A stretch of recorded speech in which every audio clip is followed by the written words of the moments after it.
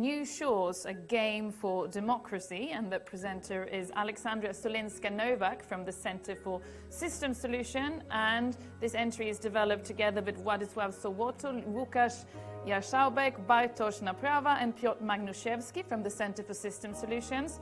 And the simulations concept that you're going to hear about was developed in cooperation with Tandem and the Rogers Foundation. The stage is yours. Thank you. Hello, everyone. Climate scientists agree beyond any doubt that human activities brought us to the state of climate emergency. The science is clear about it. Yet, people rarely base their opinions on science, on objective facts or rational thinking. And as we can see, our society is still deeply divided in their opinions about the climate crisis. And in fact, these strong differences on climate issues are an example of what a British cultural anthropologist, Victor Turner, calls a social drama. According to him, our social life is pregnant with such social dramas, and they stem from our deeply held, but also very often very divergent values. He even suggests that each of us has a peace phase and a war phase, that we are programmed for cooperation, but prepared for conflict. And what does it mean to be prepared for conflict? Well, it simply means that any social drama, any conflict doesn't appear out of nowhere. They actually emerge as a manifestation of what may be hidden inside, not visible to others, but still there, our beliefs, or what can also be called mental models. So even in the most peaceful moments, those differences in perspectives or those covert antagonisms do exist. Some scientists believe that our world is already doomed. Others trust that technology and free markets will solve our problems, but there are also a lot of people, regular people, who are mostly focused on the daily struggles, and they don't really think about climate change at all.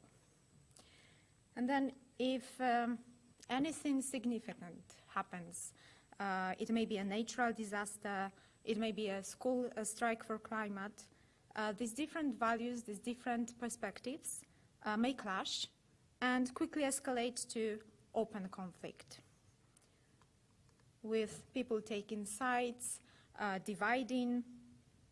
The question is how to overcome such an impasse. We know from the experience that blaming, judging, persuading others, it doesn't really work. People don't like being persuaded, and they don't really like losing an argument. And this is why our organization creates social simulations, like the New Shores, which is the main topic of my presentation today. With social simulations, our goal is to provide a safe environment for exploring such disputed issues and for understanding others' people's motivations. Social simulations work a little bit like theater play or a game, with players being actively deciding what will happen next in the scenario and experiencing the outcomes of their actions. Unlike in regular games, games for fun, the element of competition or winning is not so important, and the most important is cooperation and peer-to-peer learning. But of course, for all this to work, social simulations have to be carefully designed, and this game design is what may not be so obvious to players. It may be hidden because this is our responsibility as game designers. So how do we do it? How do we design social simulations? So first of all, we represent real-world structures, real-world processes using game elements and game mechanisms. And we also represent real-world positions by in-game roles. And I would like to show you how these design principles work in the New Shores game, which is the finalist of this inspiring competition. So first of all, we created a fictional island, which works as a metaphor of our world. And we invited players to develop a thriving society, thriving community there. And as you see in the beginning, the island is green, it's full of trees, and it's hospitable. But when the first people appear, they soon discover that they can cut trees, they can earn money, and they can build houses. At some point, they also discover that there is coal. And some people decide to dig it out to further develop. And at this point, the first social inequalities appear, with some people getting richer, other people being left behind. Finally, the first signs of catastrophe may appear when, for example, one's property is destroyed by a hurricane or a little part of an island gets flooded. What will happen next? Well, it's always up to players, because they are the ones who actively create the scenarios. So in some paths, the tragedy of the commons may continue, with players competing for limited resources and leading the island to a social and environmental disaster. But there are also other paths possible, in which players manage their resources more sustainably and finding ways to regulate the relationships in their community. And in such scenarios, they are able to develop the island in harmony with nature. These two paths presented are just an example of the infinite scenarios that the players may create. So New Shores is just one game, but it offers a number of paths, and each path may lead to a variety of outcomes.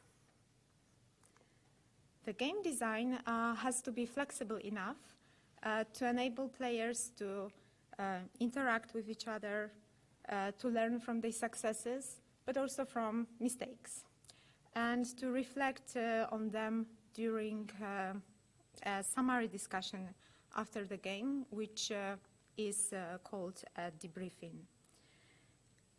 And in fact, each New Shores session is different, and it always depends on the social dynamics between people.